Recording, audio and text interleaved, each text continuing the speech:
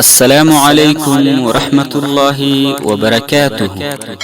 کله چې یو انسان ته مرض یا ناروغي ورسی او د هغه مرض ناروغي علاج پر خپل وخت سره ونشي، نو ورځ تر بله یې مرض زیاتیږي ان تر دې چې د مرګ لامل وګرځي.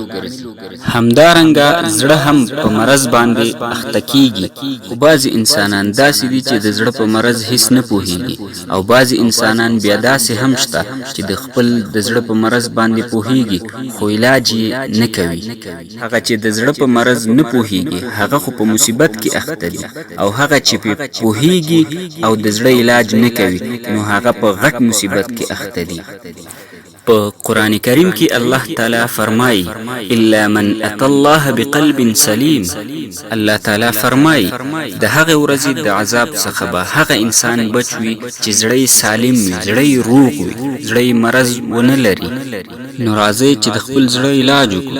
علاج به په څه کوو؟ زمونږ او ستاسو د دین یو ستر عالم یحیی ابن معاذ رحمه الله فرمایي که غواړئ چې د زړه علاج مو وشي نو 5 قسمه نسخه استعمال کړئ. د زړه علاج دپاره دغه 5 کارونه وکړئ. اول، قراءة القرآن بالتدبر، د قرآن کریم تلاوت په سوچ او فکر سره. دوهم، په خوراک کې احتیاط وکړئ، ډیر خوراک مکوئ. دریم، قیام اللیل، د شپې لمونځ کول.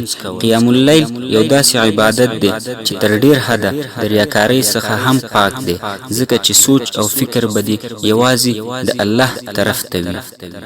د قیام اللیل په باره کې سعید ابن مسیب رحمه الله فرمایي کله چې یو انسان د شپې لمونځ کوي نو الله تعالی په مخ کې یو قسم نور پیدا کوي، او د هغه نور له وجې ورسره خلک مینه او محبت کوي.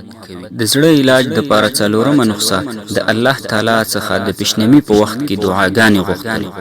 پنځمه نسخه صحبت الصالحین، د نیکانو ملګرو سره مجلس کول. دغه 5 قسمه نسخه د هغه زړونو دپاره ده چې د الله تعالی څخه لرې وي او په مرض کې اخته وي.